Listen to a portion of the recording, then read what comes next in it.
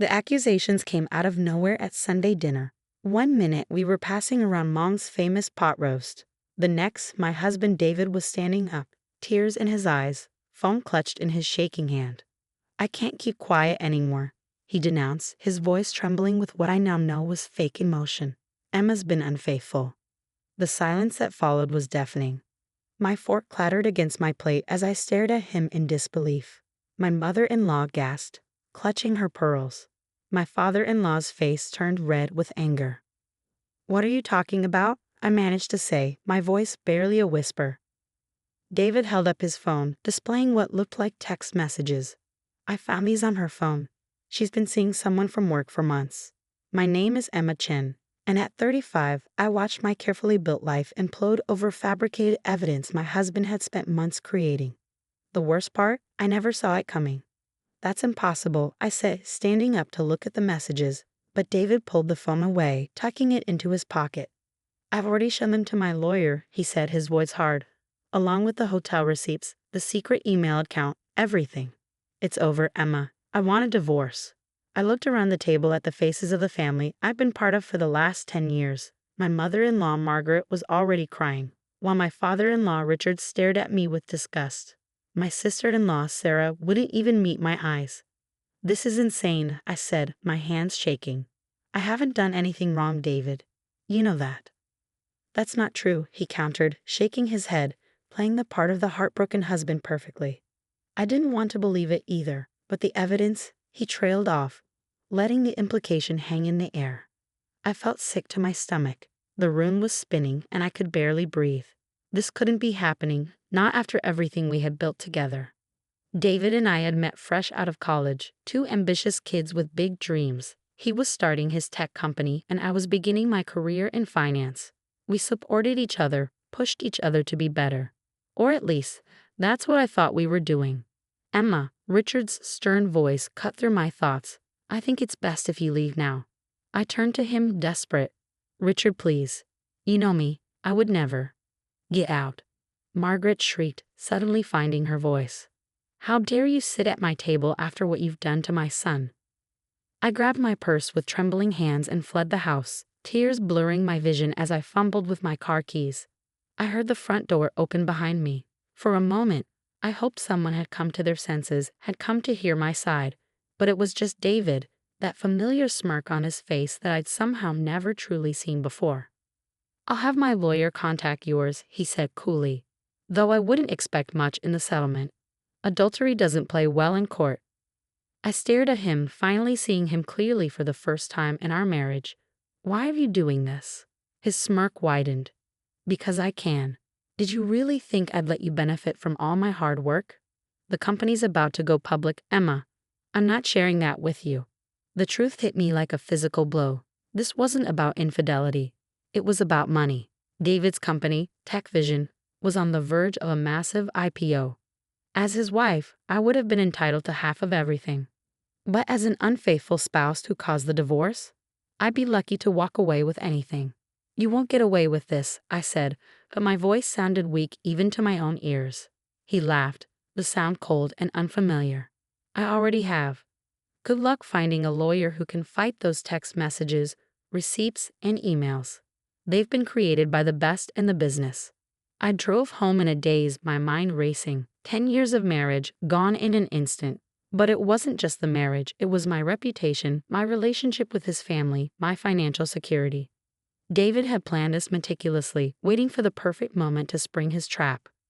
The next few weeks were a blur of lawyers, paperwork, and humiliation. David's evidence was everywhere, leaked to our friends, shared with our colleagues, even sent to my boss. People I'd known for years stopped speaking to me, others whispered behind my back. My lawyer tried her best, but David had covered his tracks well. The fake messages looked real, complete with timestamps and location data. The hotel receipts appeared legitimate, down to the security camera footage he'd somehow doctored to show someone who looked like me entering and leaving with an unidentified man. "I'm sorry," my lawyer said after another brutal day in court, "but unless we can prove these are forgeries, the judge is going to side with him. And he's asking for everything: the house, the cars, his company shares. He's even going after your personal savings." I sat in her office. How did he do this? How did he plan all of this without me noticing? She sighed, shuffling through the papers on her desk. Men like David, they're patient. They wait for the right moment, build their case slowly. By the time you realize what's happening, it's too late. But she was wrong about one thing: it wasn't too late. Not for me. Because while David was busy destroying my life, he'd forgotten one crucial detail about who I was, what I was capable of. Before I met David, I'd worked in corporate finance, specializing in hostile takeovers. I knew how to read between the lines, how to find weaknesses in seemingly impenetrable companies, and most importantly, I knew how to play the long game. That night, I sat in my small apartment, all I could afford after David froze our accounts, and started planning. The IPO was still months away. TechVision was valuable, but it had vulnerabilities. David had been so focused on his elaborate scheme to discredit me that he'd let other things slip. I opened my laptop and began digging. Years of working alongside David meant I knew where to look, what questions to ask. It took hours, but finally, I found what I was looking for: a small note in the company's financial records about an early investor, someone who'd been there before TechVision was anything more than an idea in David's head. Marcus John. I remembered David mentioning him once, dismissively referring to him as just some old guy who got lucky. But Marcus owned 15% of TechVision shares that would be worth millions after the IPO. Shares that, for some reason, David had been trying to quietly buy back. I wrote down the name, a plan already forming in my mind. David thought he'd taken everything from me, but he'd forgotten the most important thing: my mind, my skills, my determination. He'd made me look like a cheater, but he was the real fraud, and I was going to prove it. Finding Marcus John proved harder than I expected. The man was practically a ghost, no social media presence, no public records beyond the bare minimum. But after 2 weeks of searching, I finally had an address: a modest house in San Francisco's Sunset District. I stood on his doorstep at 9 a.m. on a Saturday, heart pounding. This was my one shot. If I was wrong about this, I'd lose more than just my dignity. I'd lose any chance of exposing David's lies. The door opened, revealing an elderly Asian man in wire-rimmed glasses. He looked exactly like someone who'd made an early tech investment and then vanished from the spotlight. "Mr. John," I said, trying to keep my voice steady. "My name is Emma Chen. I need to talk to you about TechVision." His eyes narrowed slightly. "David Chen's wife." "Ex-wife," I corrected, the words still bitter in my mouth. "And I think you know why I'm here." He studied me for a long moment, then stepped aside. "Come in. We have much to discuss." His living room was sparse but elegant, with traditional Chinese furniture and a stunning view of the ocean. He gestured for me to sit, then disappeared into the kitchen, returning with a pot of tea. "So," he said, pouring us each a cup, "you've discovered David's little secret." I leaned forward. "I know he's been trying to buy back your shares before the IPO. What I don't know is why." Marcus took a slow sip of his tea. "Because those shares aren't just shares. They're proof of what TechVision really is and who really created it." Over the next hour, Marcus told me everything. He hadn't just been an early investor. He'd been David's mentor, the original creator of the technology that would become TechVision's core product. David had been his student, helping to refine the code while learning the business. But then, Marcus said, his voice heavy with old pain, he decided he didn't want to share the credit or the profits. "He stole it from you," I whispered, the pieces falling into place. Marcus nodded. "He locked me out of the system, registered patents in his name, and presented me with papers that made me just another investor. I was old, tired of fighting. I signed them." "But you kept the shares." A small smile crossed his face. "Insurance. As long as I held those shares, David couldn't completely erase me from the company's history. But now, with the IPO coming, he needs to tie up loose ends. Just like he did with me," I finished. I pulled out my laptop, showing Marcus what I found: discrepancies in TechVision's patent applications, early development logs that didn't quite match the official timeline. Small things individually, but together, they told a story. "Help me," I said quietly. "Help me prove what he did to both of us." Marcus was silent for a long time, staring into his teacup.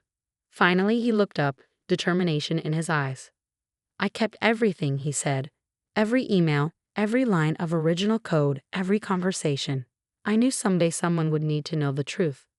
We spent the next month building our case. Marcus had been meticulous in his documentation, saving things David probably thought were long destroyed.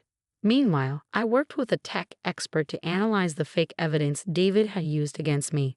The forgeries were good, but they weren't perfect. The real breakthrough came when we found David's connection to a digital forensics company, the same one that had created the fake texts and emails. A disgruntled employee there was more than happy to testify about their special projects for certain wealthy clients. But we didn't strike immediately. I remembered what my lawyer had said about patient men who waited for the right moment. We too could play at that game. I waited until 2 weeks before the IPO, when David was at his most vulnerable. The company was under intense scrutiny, every detail being examined by potential investors. It was the perfect time for some uncomfortable truths to come to light. The letter arrived at TechVision's headquarters on a Tuesday morning, not from my lawyers, but from one of the most prestigious law firms in Silicon Valley, representing Marcus John. It laid out everything: the stolen technology, the fraudulent patents, the fake evidence used in my divorce. Most importantly, it offered a solution. Marcus would sell his shares and sign an NDA about the company's true origins. But not to David. To me. I was in a coffee shop across from TechVision when David called, his voice shaking with rage. "What the hell is this?" he demanded. "What have you done?" "Nothing compared to what you did," I replied calmly. "How's it feel, David? Having everything you built threatened by someone you underestimated. You can't do this. The IPO will be delayed indefinitely once investors learn about the patent disputes. Unless," I could hear the desperation creeping into his voice, "unless you tell the truth. Truth about everything. The technology you stole, the lies about me. All of it." He laughed, but it was hollow. "You're bluffing. You don't have the resources for this." "Check your email," I said softly. "I just sent you proof of every payment you made to create those fake texts and emails. Still think I'm bluffing?" The silence on the other end was deafening. "You have until tomorrow morning to decide," I continued. "Either you come clean, or Marcus and I go public with everything. Your choice." I hung up, my hands shaking slightly. Years of working in finance had taught me that timing was everything. David had waited until the IPO was close to destroy me, thinking I'd be too broken to fight back. He was wrong. The next morning, David called a board meeting. I watched the live stream from Marcus's living room as he stood up, looking older and more defeated than I'd ever seen him.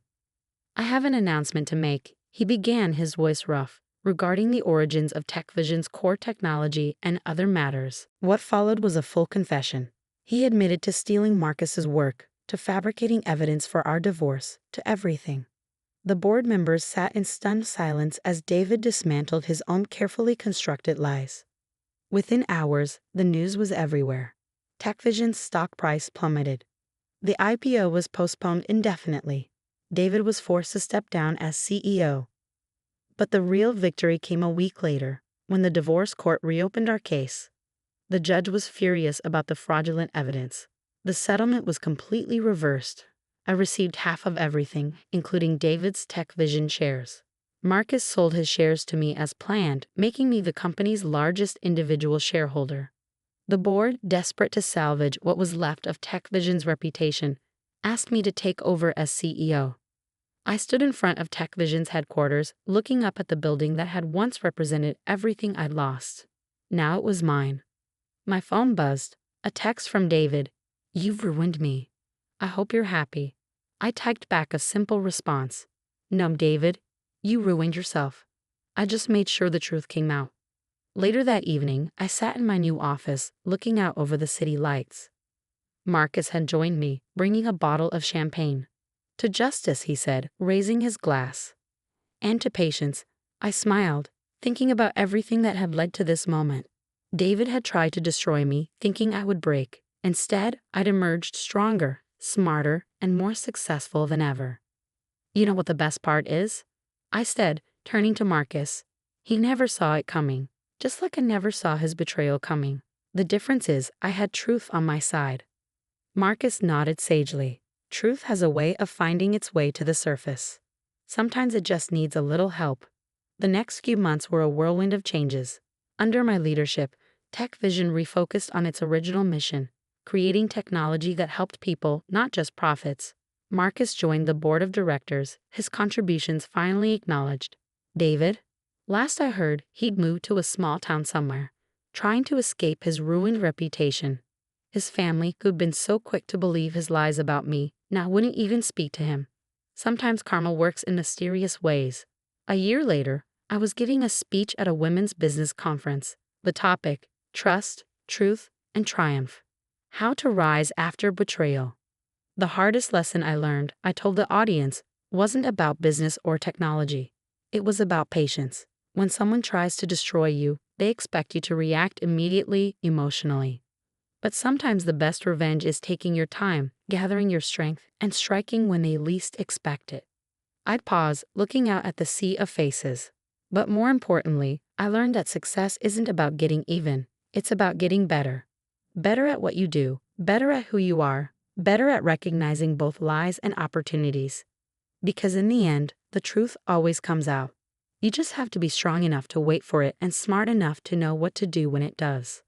The applause was thunderous, but I barely heard it. I was thinking about that Sunday dinner, the moment everything fell apart. If I could go back and tell myself what was coming, would I change anything?